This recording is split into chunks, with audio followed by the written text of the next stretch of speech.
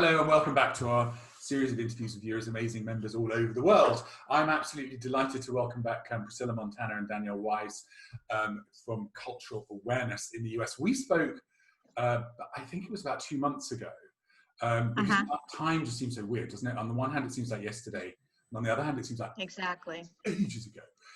And I'm guessing, Priscilla, are you now back in the city? Because at the time you were out, you'd gone out to your lake place outside of Dallas. So you back in Dallas? Yes.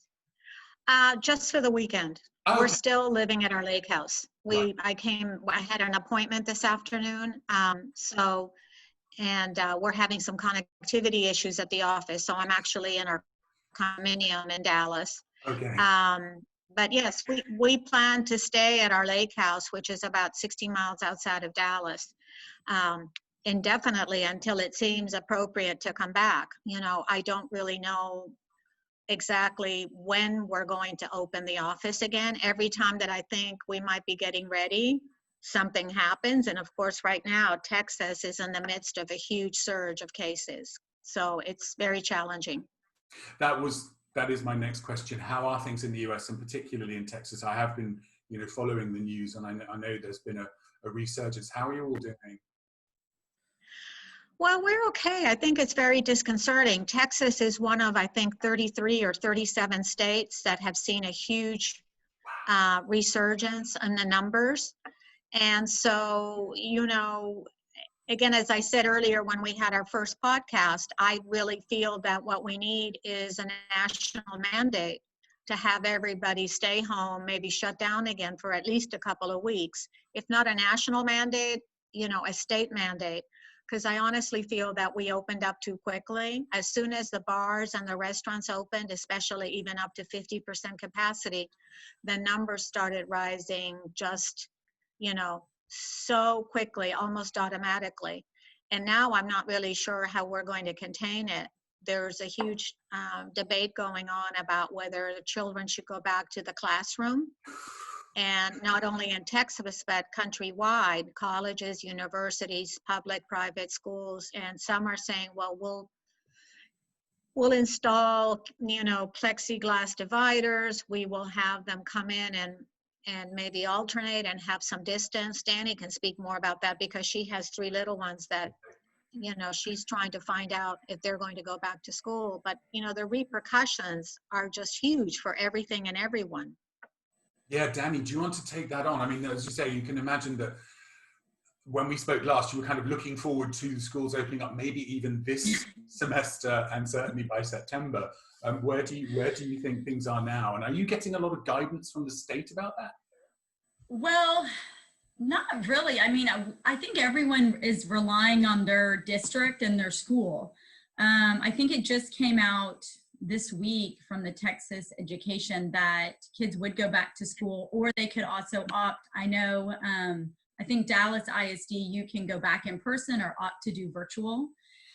But I think that's just hard on the parents, especially kind of to figure out your work schedule. My children, the school said that they plan to be back in person, but they're going to put a lot of safety measures in place. And we're supposed to have kind of like a Zoom town hall to discuss all the procedures. So yeah, I don't know. I mean, and ideally I'd love to kind of go on lockdown until school, because I think that would help teachers. I think more people are worried about the teachers. The children, there's, I think, a lot of studies that said under 10, my children are under 10, the 3 of them, that they're most likely not to get it or to show severe symptoms, but still you don't know. And then you worry about the teachers. And then I was talking to my pediatrician actually Monday, and he's more worried about us. So he said that your children will be fine, but they could bring you something. So then they could bring it to the parents. And so we're just gonna kind of wait and see. I think it is unsettling for Texans and people probably in Florida and other states where there's a huge increase, that school's starting in basically a month. So you have 4 weeks where you have heightened surge, and now you're supposed to send your kids to school. So, we're just kind of waiting. I think that you would have the virtual option regardless. I just don't know how that would work. I would love for my kids to go back because I think that they just learn better there. I'm not a great teacher. but I'll do what is best. But I also think some schools are waiting to get a little closer and closer. They're telling you some things, but I think you'll get a more definite answer maybe at 2 weeks before, because things are kind of changing. But right now you can go back with the proper, kind of gear. It's so difficult for you because you're kind of, trying to plan everything from your corporate activities to your family activities to, how are the kids? Yeah, I can only imagine it. How are the kids doing? I was on an interview yesterday on a briefing with Elizabeth Bennett, and we were saying, just at the time when everybody's trying to get their kids away from screen time, you're forced into this situation where this is actually their life. Exactly. How are you coping?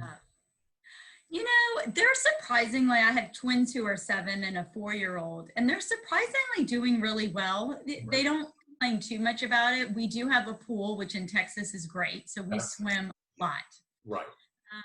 Probably like 3 hours a day. And we're outside some. It did just in July start getting really hot. So I think that's going to change a little bit, but, they do a little Minecraft, a little more than they used to, but we do a lot of art things. So we've been buying a lot of Legos and things to kind of keep them occupied. But I think I'm lucky in the sense that maybe it's their age, but they understand what's going on. But they're not, I have to see my friends, we do little Zoom calls with their friends. But surprisingly, they've done really well. So my husband and I were talking about that. We're kind of, really grateful for that. It's just juggling. My husband, we both work. So juggling calls and who's going to take care of the kids, especially now that they don't even have schoolwork. And that I did not choose to send my kids to camp, even day camp. I was going to ask you about that. Our camps. Yeah, a lot of people in Texas sent their kids to even overnight camp. I think that's also where you see some of the numbers. A couple camps I know they had to close because they had like 80, there's a camp in Missouri, had 85 cases. And then those kids go home and then they give it to their parents or their, people. So I think that's also a little unsettling thinking about school. And then a bunch of kids were at camp together. And I think they tried to do their best to put, measures in place, but, I think when you have a bunch of kids together, it's hard. So we chose not to do that. So my kids have literally been home since, mid-March. So tell me, just for people who are not massively familiar with the campus system, when kids go to camp, they don't go with their class. They're going with a completely new cohort of friends that they see every year at the same camp. So then obviously when they disperse, like you were saying from the camp in Missouri, they're dispersing right through the school system. Yep. And all of a lot of the camps in Texas, mainly Texans go, but there's a lot of camps outside in Arkansas, Missouri that other people go to. So, yeah, I do know some of the camps shortened. So if they were 3 or 4 weeks, they went to 2 weeks. So then they could have more time to kind of clean between, and you couldn't take the bus to the camp. Your parents would drop you off. So because I have quite a few friends that have kids that went, and I think they're still there. But yeah, so that's something too, I think maybe has contributed to the, I'm not sure. There are so many little nuances to all of this, aren't there? It's just, Priscilla, I wanted to ask you, because you're currently in the city, is there a difference you're seeing, like in day-to-day life, between where you are out in the country and coming back into the city? In terms of the amount of people around, or? Yeah, kind of, are people behaving differently? Are people being, more socially distant in the city or in the country, or doesn't really make a difference? Well, where we are at our lake house, even though it's a gated community of 3 islands, it's pretty isolated. There are not a lot of people. Normally, there are very few people there during the week. So there have been a few families that have done what we've done and gone out there and stayed there during the isolation period. But it's very quiet out there. Our neighbors are not around. And so we are very isolated, which is a good and a bad thing. We're very much on our own. But on the other hand, we feel a lot safer because we're not coming in contact with anyone. The mailman drops his drops the mail on the mailbox down the driveway. But so it's a very different feeling when we come back into Dallas, which we do about once every 2 or 3 weeks for a couple of days to do some shopping and see our grandchildren and our children, and sometimes pop into the office and check on things. Danielle, for the most part, goes in there once or twice a week to get the mail and check things. But definitely there's more energy in the city. I do see more people in the city wearing masks and trying to be careful. Out in the country, there have been very few cases of corona. I think only 2 or 3 deaths. And maybe that's why people really are not paying much attention to the safety measures. My husband went to the grocery store the other day, and he said for the first time he had seen a few people wearing masks, but previously hardly anyone was taking any kind of precautions. So I think there is more of an awareness, or maybe because of the proximity and the population in the city, people seem to be doing a little bit more. But you still see a lot of people walking down the street without masks and sitting outside in restaurants. You know, of course, you can't eat with a mask, but I see people sitting closely together, which is concerning. It's really very interesting. concerning. It's really interesting because you're right, there is a great concern there. And I think, you know, from what we were saying before, the mask thing has become very politicized in some of the states in the US. And yet, Danny and I were talking about this before we started the recording. Here, it's not mandatory. It's mandatory on public transport, but it's not mandatory in shops.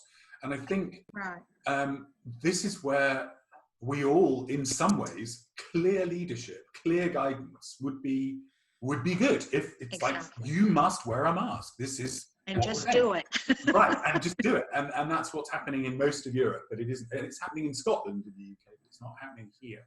And like you, we see probably it's 50-50 in the grocery store. So it's a very odd. Right. So you were talking about the office. How is your team? I think they're all doing really well. I think, to be honest, they all enjoy working from home much more so than I thought they would. Right. Because we have amongst the group, there are quite a few extroverts, and extroverts need that outside stimulation and contact with the outside world and other people. However, I think that there's several of them that are quite concerned, and we have probably a fairly young group. I think the majority of our people are under 40, 45.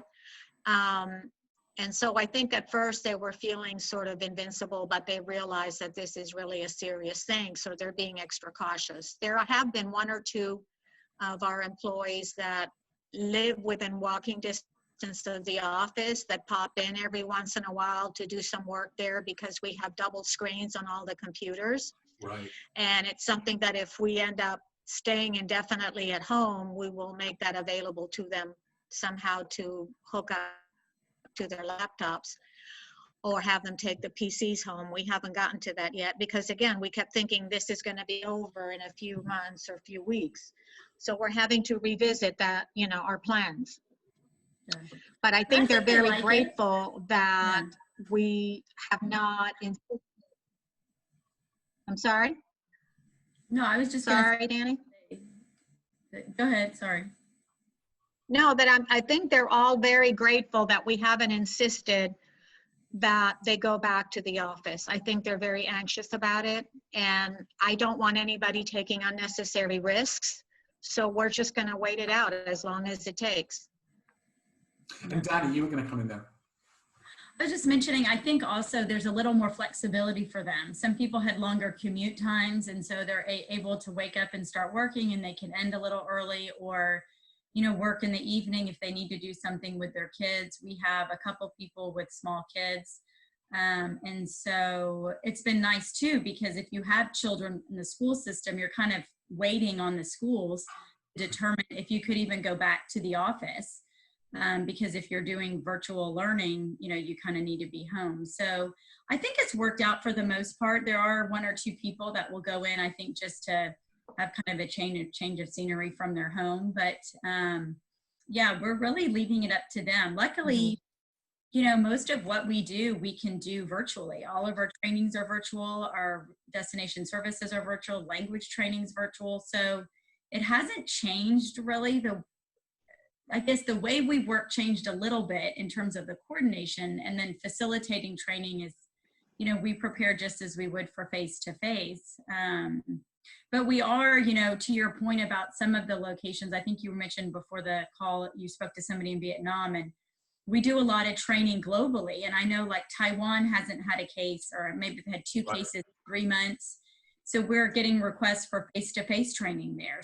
We're about to do a training in Finland, and the trainer and the assignee were like, we can do face-to-face, and we have measures in place. If they want to do face-to-face, they have to sign a waiver, and but you do see other countries kind of, I don't know if they're coming out of it, but whatever they're doing is working, because people feel comfortable to, do a 6 or 8 hour training face-to-face, which is good here.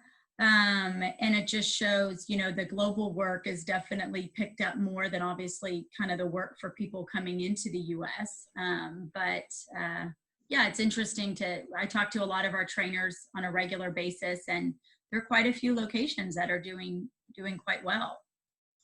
I mean, in a way, we touched upon this when we spoke last, but it is fantastic that your operation is so diversified across different sectors of delivery. So, yes. Talking about then the DSP side, what is happening with visas? Well, the presidential mandate is very challenging and concerning. There are folks that are still convinced that it's going to be overturned any time now, but I'm not really sure about that because it is an election year.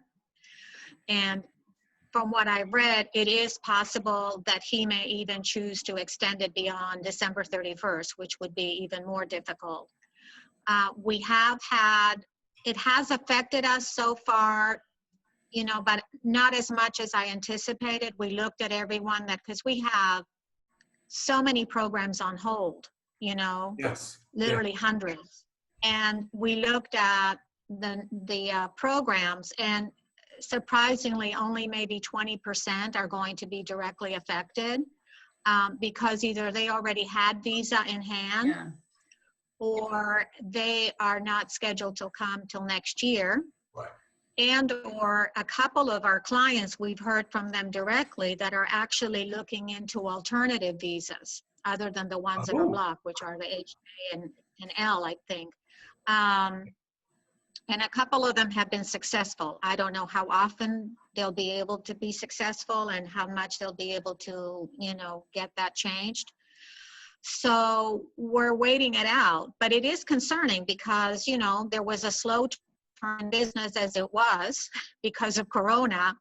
And then this whole issue with the visas has really impacted our population. And likely that we have the same situation with those coming into the US, or going out of the US, because in Europe, at least in the continent,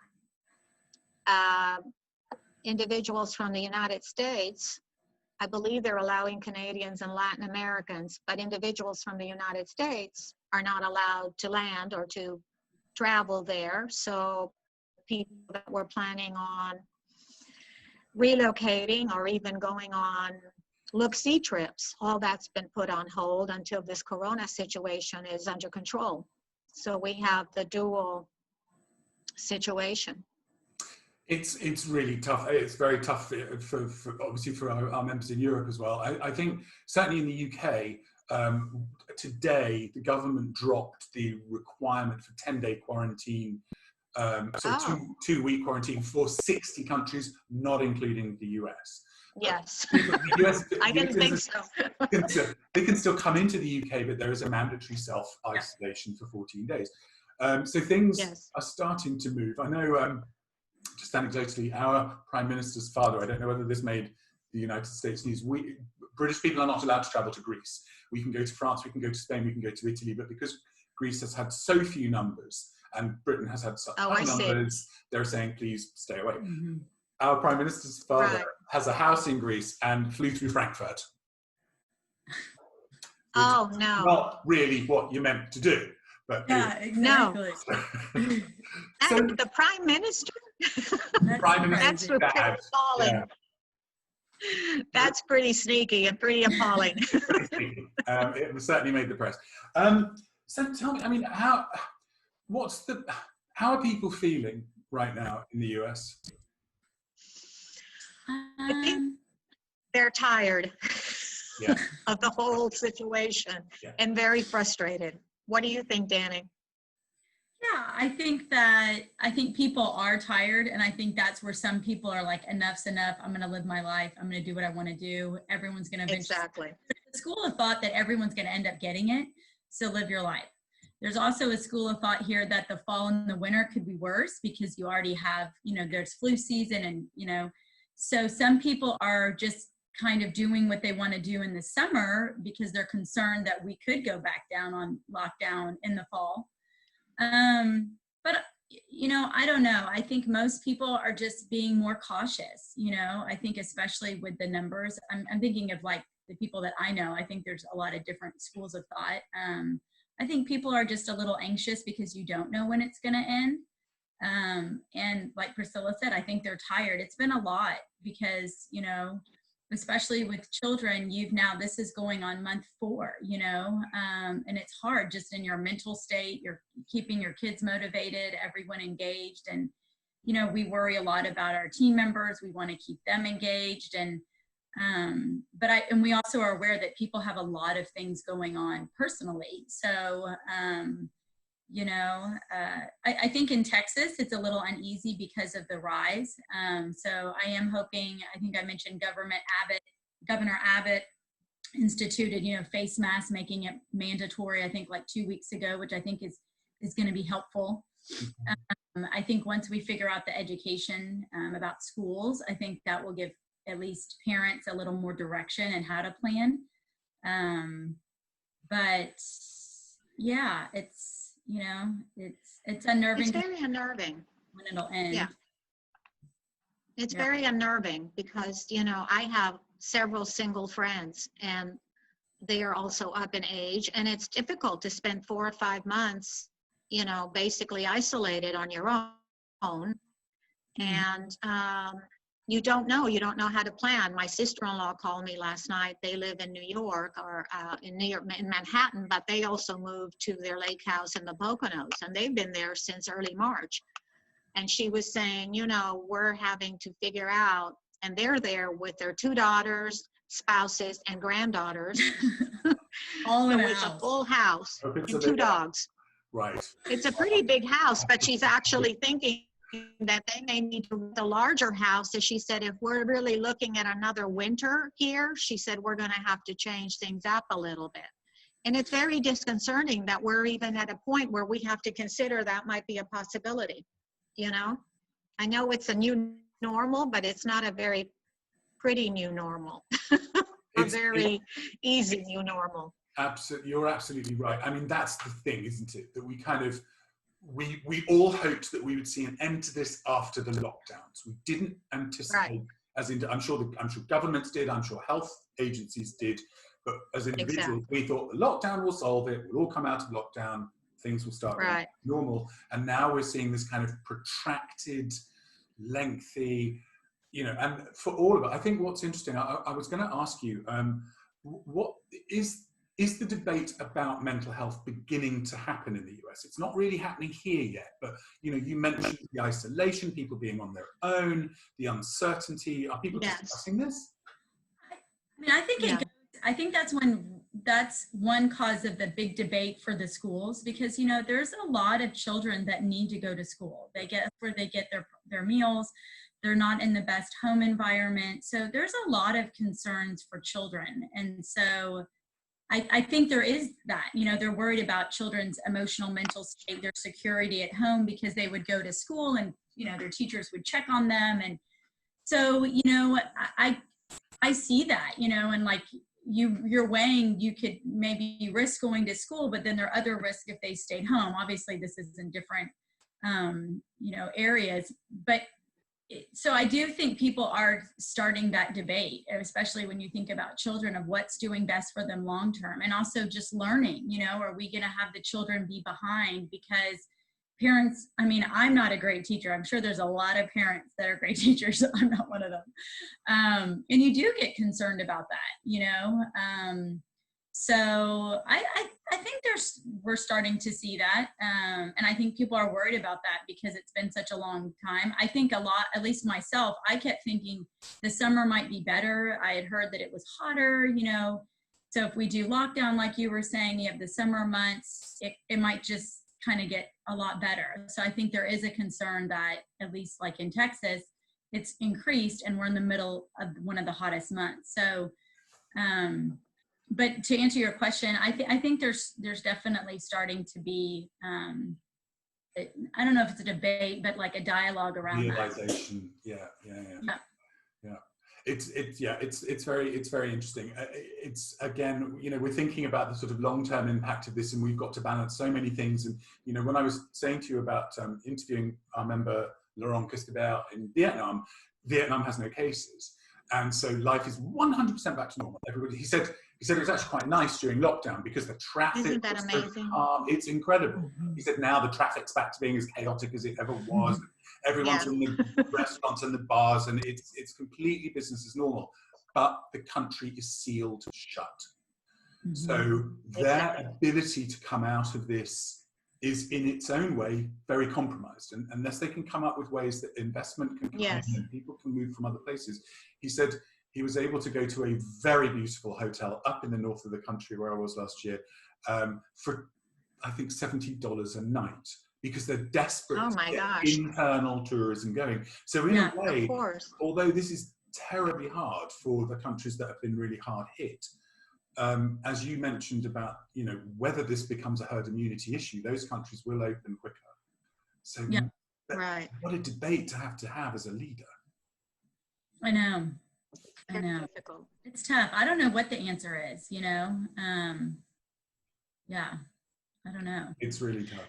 I mean, we were thinking about, when are we going to travel again? When are we going to be able to feel that it's safe to get on a plane, number one, although I know some people feel it's safer than other things. I'm still, not really convinced about that. And, we typically go abroad a few times a year. I'm wondering, when is that going to happen again? I mean, your whole life is totally turned upside down. Yep, absolutely true. But we're very lucky that we haven't been sick. Yeah, exactly. See, that's the thing. And you don't want to get sick as things open up again. Exactly. Yesterday, I was talking to Frances Edmonds, our conference host, on WhatsApp, and she was sitting by a pool in Cannes in the south of France. Oh, that's nice. And I was talking to our president, Michelle Bramstoft, and she was having lunch in a restaurant in Corsica. So in Europe, people are moving. People are moving around. Yeah. I know. And people are moving here. So internal flights are all happening, right? There are happening.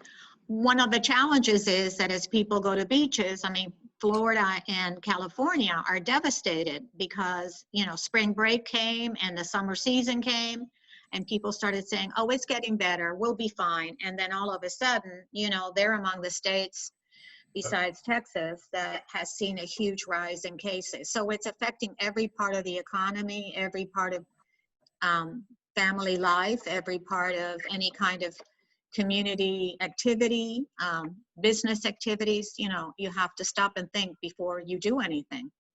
Yeah. Is that feasible? Is that going to be safe? Yeah, a lot of Texans vacation in Florida because you can drive. Right.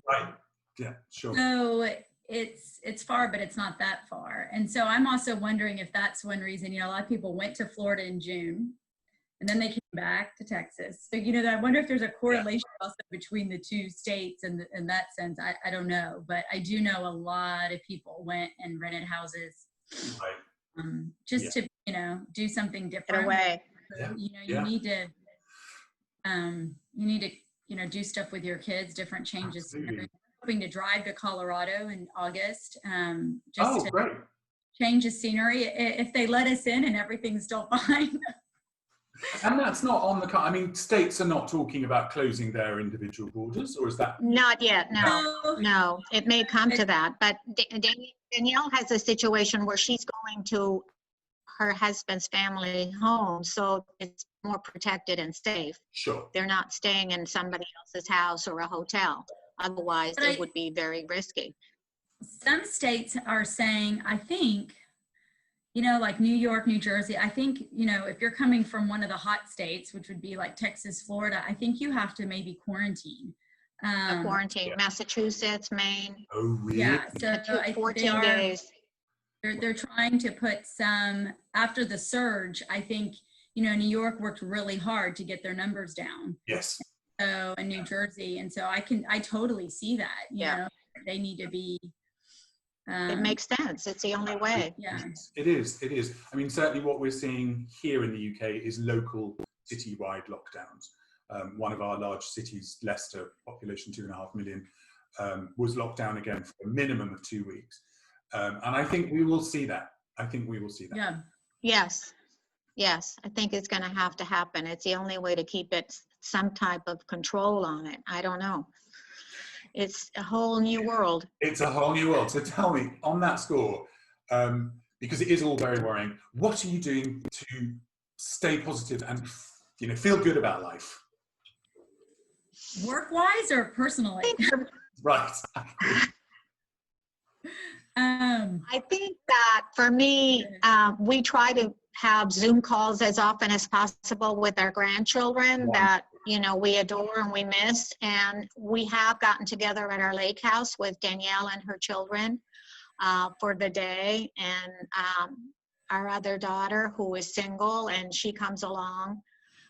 Interesting thing about Alex is that she's an interior designer and she's never been busier, because people are at home and they want to go ahead and get all their remodeling and their additions and their repainting, and, you know, so she is just running from one thing to the other. She's having to get more office space and get more people to help.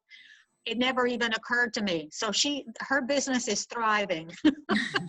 So that's encouraging, and I'm very happy for her, because, you know, this is an important transition for everybody.